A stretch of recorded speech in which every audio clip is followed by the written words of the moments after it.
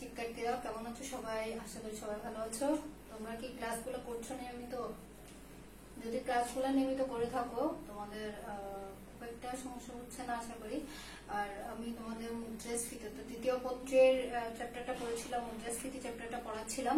মুদ্রাস্ফীতি কি, এর কারণগুলো কি কি, বাংলাদেশের মতো দেশে মুদ্রাস্ফীতি কি কি কারণে ঘটিত হয়, কোন কোন ধরনের মুদ্রাস্ফীতি বাংলাদেশে বিদ্যমান আছে এবং অন্যান্য দেশেও আছে, এবং মুদ্রাস্ফীতির কারণ এবং এর প্রভাব সম্পর্কে আমরা আলোচনা করেছিলাম। তাহলে আজকে আমরা আলোচনা করব এই যে মুদ্রাস্ফীতি যেটা আছে, এটাই আশা করি আমাদের শেষ টপিক। যে এই মুদ্রাস্ফীতি ঘটছে, এর প্রভাব ঘটছে, আমরা দেখছি এই মুদ্রাস্ফীতিটা কিভাবে নিয়ন্ত্রণ করা যায়, মুদ্রাস্ফীতিটা কিভাবে নিয়ন্ত্রণ করা যায়। অর্থাৎ সবসময় যদি একটা দেশের কন্টিনিউ মুদ্রাস্ফীতি ঘটতে থাকে তাহলে ওই দেশের কিন্তু অর্থনীতিতে দেখা যায় অতিরিক্ত মুদ্রাস্ফীতির কারণে কিন্তু দেশের সাধারণ যে জনগণ আছে তারাও ক্ষতিগ্রস্ত হয়, সরকারকেও ক্ষতিগ্রস্ত হতে হয়। অতিরিক্ত মুদ্রাস্ফীতি কখনোই ভালো না, কিন্তু একটা নির্দিষ্ট পরিমাণ মুদ্রাস্ফীতি একটা দেশের জন্য লাভজনক হতে পারে। মুদ্রার সংকুচন যেমন ক্ষতিকর, ঠিক একইভাবে মুদ্রাস্ফীতিও অনেকটাই ক্ষতিকর। আর এই মুদ্রাস্ফীতি পরিমাণটা যদি যত সামান্য হয়, অর্থাৎ খুবই সামান্য হয়, তাহলে একটা দেশের অর্থনীতির জন্য সেটা খুবই ভালো হয়। আর এই অতিরিক্ত মুদ্রাস্ফীতি যেটা ঘটছে, এই মুদ্রাস্ফীতিটা কিভাবে নিয়ন্ত্রণ করা যায় আজকে আমরা সেটা করব। মুদ্রাস্ফীতি নিয়ন্ত্রণের মূলত তিনটি পদ্ধতি আছে। মুদ্রাস্ফীতি নিয়ন্ত্রণে কয়টি পদ্ধতি আছে? তিনটি পদ্ধতি। একটা হচ্ছে আর্থিক পদ্ধতি, যেটা বাংলাদেশ ব্যাংক কর্তৃক পরিচালিত হয়, যেটাকে বলা হয় মনিটারি পলিসি বা আর্থিক পদ্ধতি। আর একটা আছে রাজস্ব পদ্ধতি, যেটা সরকার সংগঠিত করে, সরকারের মাধ্যমে সংগঠিত হয়, যেটাকে বলা হয় ইংরেজিতে বলা হয় ফিসকাল পলিসি, যেটাকে ইংরেজিতে বলা হয় ফিসকাল পলিসি। আর একটা পলিসি আছে, সেটা হচ্ছে প্রত্যক্ষ নিয়ন্ত্রণ, অর্থাৎ সরাসরি যে নিয়ন্ত্রণটা করা যায়, মুদ্রাস্ফীতি নিয়ন্ত্রণে সরাসরি যে পদক্ষেপগুলো আছে ওটাকে বলা হয় প্রত্যক্ষ নিয়ন্ত্রণ। তাহলে আমরা আলোচনাটা শুরু করতে পারি। আর্থিক পদ্ধতির মাধ্যমে কিভাবে মুদ্রাস্ফীতি নিয়ন্ত্রণ করা যায়। একটা হচ্ছে ব্যাংক হার বৃদ্ধি।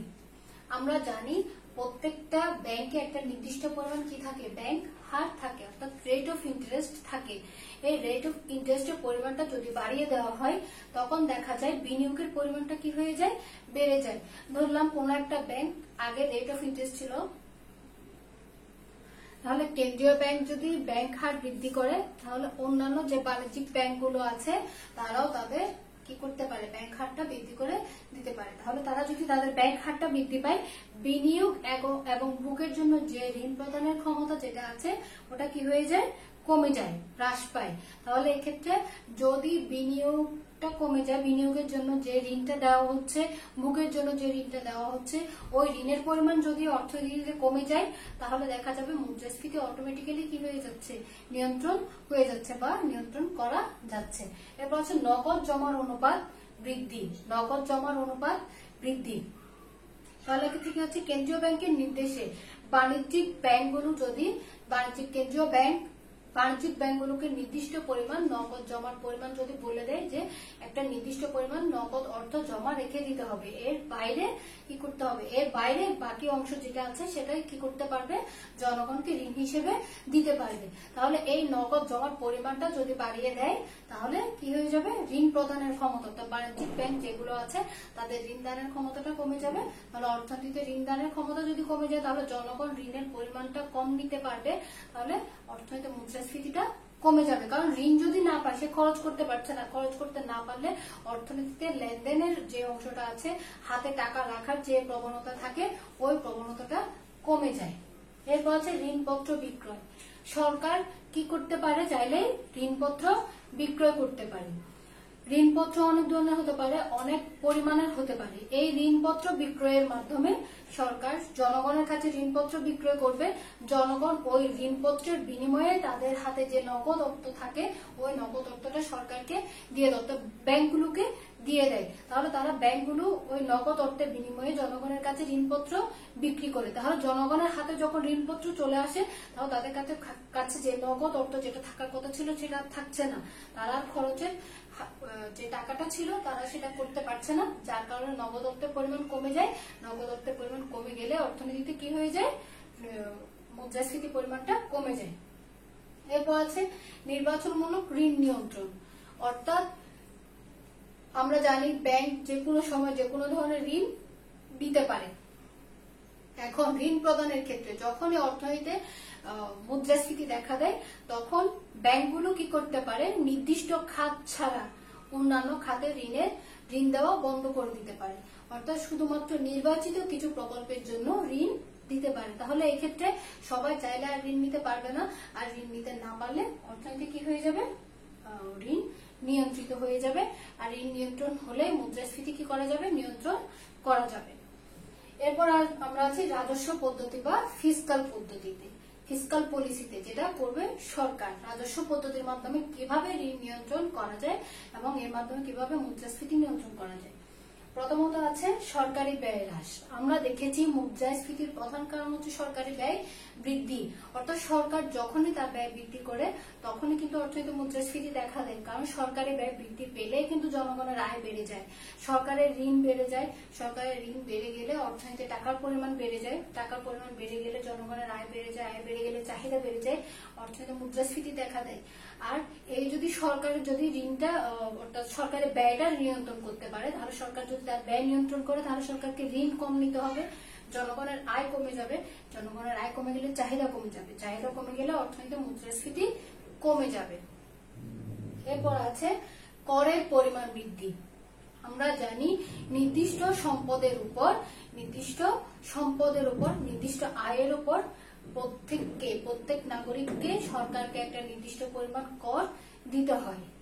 এখন এই করের পরিমাণটা যদি বাড়িয়ে দেওয়া হয়, ধরলাম প্রতিটা সম্পদের উপর বা আয়ের উপর 10% কর দিতে হয়। একটা উদাহরণ দিলাম যে আয়ের উপর 10% কর দিতে হয়। এখন সরকার দেখছে যে জনগণের আয় বৃদ্ধি পেয়েছে, আয় বৃদ্ধি পাওয়ার কারণে সবার চাহিদাটা বেড়ে গেছে, অর্থনীতিতে মুদ্রাস্ফীতির পরিমাণটা বেড়ে গেছে।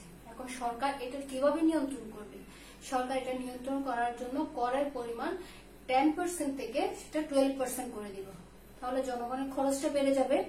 তাহলে খরচটা কি সে কি করতে পারছে, নিজের জন্য করতে পারছে না। তাহলে অতিরিক্ত যে 2% সেটাও তাকে কাকে দিয়ে দিতে হচ্ছে, সরকারকে দিয়ে দিতে হচ্ছে, যার কারণে তার খরচটা বেড়ে যাচ্ছে। তাহলে তার খরচের যে নিজের হাতে যে টাকাটা ছিল ওই টাকার পরিমাণটা কমে যাচ্ছে, যার কারণে অর্থনীতিতে মুদ্রাস্ফীতির পরিমাণটা কমে যাবে। এরপর আসি সরকারি ঋণ। সরকারি ঋণটা কিরকম? যখন সরকার কি করে, বিভিন্ন মেয়াদে ঋণ গ্রহণ করে। এই যে আমরা একটু আগে দেখেছিলাম ঋণপত্র বিক্রয়। সরকার জনগণের কাছে ঋণপত্র বিক্রয়ের মাধ্যমে যেটা করেছে সেটা হচ্ছে জনগণের কাছ থেকে টাকাটা নিয়ে নিয়েছে, নগদ অর্থটা নিয়ে নিয়েছে। এটা কিন্তু সরকারের একটা ঋণ। এই ঋণের পরিমাণটা যদি জনগণের কাছ থেকে ঋণ নিয়ে ঋণের পরিমাণটা রেখে দিবে, আবার সরকার তো বাণিজ্যিক ব্যাংক থেকে কিন্তু কেন্দ্রীয় ব্যাংক বা সরকার অনেক সময় কি নেয়, ঋণ নেয়। এই ঋণের পরিমাণটা যদি কমিয়ে দিতে পারে তাহলে সরকারের খরচটাও কি হয়ে যাবে, কমে যাবে। তাহলে এই ক্ষেত্রেও কি হবে, অর্থনীতিতে মুদ্রাস্ফীতির পরিমাণটা কমে যাবে। এরপর আছে সঞ্চয় বৃদ্ধি। সঞ্চয় কখন বৃদ্ধি পায়? আমরা জানি যখন ব্যাংক কর্তৃক সুদের হার বাড়িয়ে দেওয়া হয়। অর্থাৎ সুদের হার বাড়িয়ে দেওয়া হয়, রেট অফ ইন্টারেস্ট যখন বাড়িয়ে দেওয়া হয় তখন সঞ্চয় বৃদ্ধি পায়। কারণ তখন জনগণ বিনিয়োগের চেয়ে সঞ্চয়ে বেশি আগ্রহী হয়। কারণ সরাসরি বিনিয়োগ করলে সেখান থেকে লাভ লোকসান দুটাই হতে পারে, কিন্তু যখন সে একটা ব্যাংকে টাকা জমা রাখবে তখন তার নির্দিষ্ট পরিমাণ সে কি পেতে পারে, ওখান থেকে মুনাফাটা পেয়ে যাবে। আর এই মুনাফাটা পেতে হলে তাকে রেট অফ ইন্টারেস্ট হিসাব করে টাকাটা জমা রাখতে হয়। আর বিভিন্ন ব্যাংক যদি রেট অফ ইন্টারেস্টটা বাড়িয়ে দেয় তাহলে সঞ্চয়টা বৃদ্ধি পাবে। সঞ্চয় বৃদ্ধি পাওয়া মানে হচ্ছে বিনিয়োগ কমে যাওয়া। বিনিয়োগ কমে যাওয়া মানে হচ্ছে নগদ টাকার অর্থ পরিমাণটা কমে যাবে, নগদ অর্থের পরিমাণ কমে যাবে, খরচের টাকার পরিমাণটা কমে যাবে। জনগণ চাইলে টাকার খরচ করবে না, বিনিয়োগ করবে না, তারা টাকাটা ব্যাংকে রাখতে বেশি আগ্রহী হবে, তো সঞ্চয় করতে বেশি আগ্রহী হবে। তাহলে এক্ষেত্রে কি করা যাবে, মুদ্রাস্ফীতিটা নিয়ন্ত্রণ করা সম্ভব হবে। এরপর আসি প্রত্যক্ষ নিয়ন্ত্রণ, সরাসরি কিভাবে মুদ্রাস্ফীতিটা নিয়ন্ত্রণ করা যায়। একটা হচ্ছে দাম নিয়ন্ত্রণ এবং রেশনিং। দাম নিয়ন্ত্রণ আমরা দেখি যে কোনো সময় যে কোনো বাজারে হুটহাট করে কোনো একটা দ্রব্যের দাম কি হয়ে যাচ্ছে, বেড়ে যাচ্ছে। এই যে সম্প্রতি পেঁয়াজ 25 টাকা থেকে এখন কোথায় চলে গেছে? 85 টাকা 90 টাকাতে চলে গেছে। তাহলে এই ক্ষেত্রে কি করতে পারছে না, এই দামটা কেউ নিয়ন্ত্রণ করতে পারছে না। তাহলে সরকার চাইলে এই ক্ষেত্রে দামটা নিয়ন্ত্রণ করতে পারে। রেশনিং করে দেওয়া, একটা নির্দিষ্ট দাম বেঁধে দেওয়া, যে 70 টাকার বেশি পেঁয়াজ বিক্রি করতে পারবে না, বা 50 টাকার পেঁয়াজ বেশি বিক্রি করতে পারবে না। তাহলে একটা রেশনিং যদি করে দেয়, তাহলে যারা বিক্রি করছে বা বিক্রেতা আছে, বা যারা মজুদদার আছে, পাইকার আছে, তারা চাইলে দাম আর বাড়াতে পারে না। তাহলে দাম যদি বৃদ্ধি না পায়, তাহলে মুদ্রাস্ফীতিও কি হবে না, এক্ষেত্রে আর থাকবে না। মজুরি নিয়ন্ত্রণ, মজুরিটা কিভাবে নিয়ন্ত্রণ করবে? আমরা জানি কোন একটা উৎপাদন প্রতিষ্ঠানের মজুরি বৃদ্ধি পেলেই কিন্তু জনগণের আয় বৃদ্ধি পায়। অর্থাৎ যারা শ্রমিক আছে তাদের আয় বৃদ্ধি পায়, শ্রমিকদের আয় বৃদ্ধি পেলে তাদের চাহিদা বৃদ্ধি পায়। তাহলে আমরা জানি আমাদের সীমিত সম্পদে যদি চাহিদা বৃদ্ধি পায়, তাহলে জিনিসপত্রের দাম অটোমেটিক্যালি, পণ্যদ্রব্যের দাম অটোমেটিক্যালি কি হয়ে যায়, বেড়ে যায়। তাহলে এক্ষেত্রে মজুরিটা যদি নিয়ন্ত্রণ করা যায়, তাহলে কিন্তু যে শ্রমিক যারা আছে তাদের চাহিদাটাও কি করা যাবে, নিয়ন্ত্রণ করা যাবে। তাহলে তাদের চাহিদাটাও কি হয়ে যাবে, কমে যাবে। তাহলে নির্দিষ্ট মজুরি যদি নির্দিষ্ট করে দেওয়া হয়, যে মজুরি এর বেশি দেওয়া যাবে না, এর বেশি দিলে কি করা হবে, বেশি দেওয়া যাবে না, তাহলে মজুরিটা নিয়ন্ত্রণ করা যাবে। মজুরি নিয়ন্ত্রণ করা গেলে শ্রমিকদের চাহিদাটাও কি হবে, নিয়ন্ত্রিত হবে। এরপর আছে উৎপাদন বৃদ্ধি। আমরা জানি আমাদের সীমিত সম্পদে যে পরিমাণ উৎপাদন হয়, সেটা চাহিদার তুলনায় খুবই কম। চাহিদার তুলনায় খুবই কম। চাহিদার তুলনায় উৎপাদন কম হওয়ার কারণে কিন্তু কি হয়, দামটা বৃদ্ধি পায়। যে কোনো পণ্যের দাম বৃদ্ধি পায় উৎপাদন কম হওয়ার কারণে, চাহিদার তুলনায় উৎপাদন কম হওয়ার কারণে। এখন যদি উৎপাদনটা বাড়ানো যায়, চাহিদা ঠিক থাকবে, তার প্রেক্ষিতে যদি উৎপাদনটা বাড়িয়ে দেওয়া যায়, তাহলে কি হবে, দামটা আর বাড়বে না, দামটা নিয়ন্ত্রণে থাকবে। দাম যদি নিয়ন্ত্রণ থাকে, তাহলে মুদ্রাস্ফীতি ঘটার কোনো সুযোগ নেই। এরপর হচ্ছে ফটকা কারবার নিয়ন্ত্রণ। ফটকা কারবার অর্থাৎ খুব কম সময়ে স্বল্প সময়ের জন্য বিনিয়োগ হবে, আর স্বল্প সময়ের বিনিয়োগ থেকে অত্যাধিক পরিমাণ লাভবান হওয়া যাবে। যেমন ধরো, তোমাদের একটা উদাহরণ সম্প্রতি আমরা দেখেছি, কোরবানি ঈদে 15 দিনের জন্য বা 20 দিনের জন্য একজন মালিক 50টা বা 100টা গরু কিনে নিয়ে এসেছে। সে কি করেছে, কোরবানি ঈদের মধ্যে ওই গরুগুলা বিক্রি করে দিয়েছে। তাহলে সেখান থেকে সে যদি 10 লক্ষ টাকার গরু কিনে নিয়ে আসে, সে কিন্তু এখান থেকে মিনিমাম 12 থেকে 13 লক্ষ টাকা ইনকাম করতে পেরেছে। তাহলে সে খুব অল্প সময়ের মধ্যে 2 থেকে 3 লক্ষ টাকা কি করতে পেরেছে, লাভ করতে পেরেছে।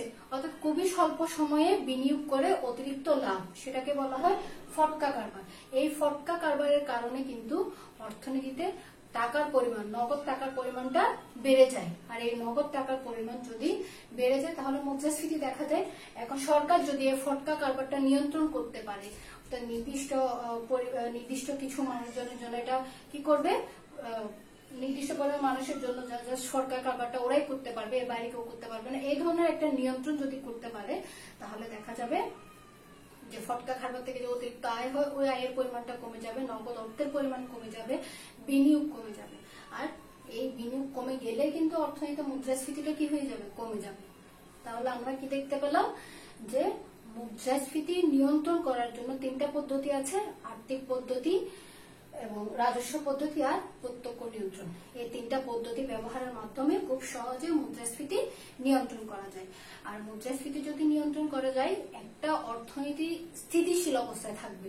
যদি এই মুদ্রাস্ফীতি নিয়ন্ত্রণ করা না যায়, তাহলে অর্থনীতিটা কি হয়ে যাবে, অস্থিতিশীল হয়ে যাবে, এবং বাইরের দেশের সাথে, আন্তর্জাতিক বাজারের সাথে যে একটা কম্পিটিশন আছে, ওই কম্পিটিশনে কোনো দেশই আর কি করতে পারবে না, টিকে থাকতে পারবে না। যার কারণে মুদ্রাস্ফীতি নিয়ন্ত্রণটা খুবই দরকার, খুবই জরুরি। ঠিক আছে, তাহলে আমি আশা করছি তোমরা বুঝতে পেরেছো। তোমরা বাসায় নিজেরা আরেকটু প্র্যাকটিস করবে, নিজেরা পড়ে নিবে, মানে সব উপকৃত হবে। আজকে এটুকুই, ধন্যবাদ সবাইকে।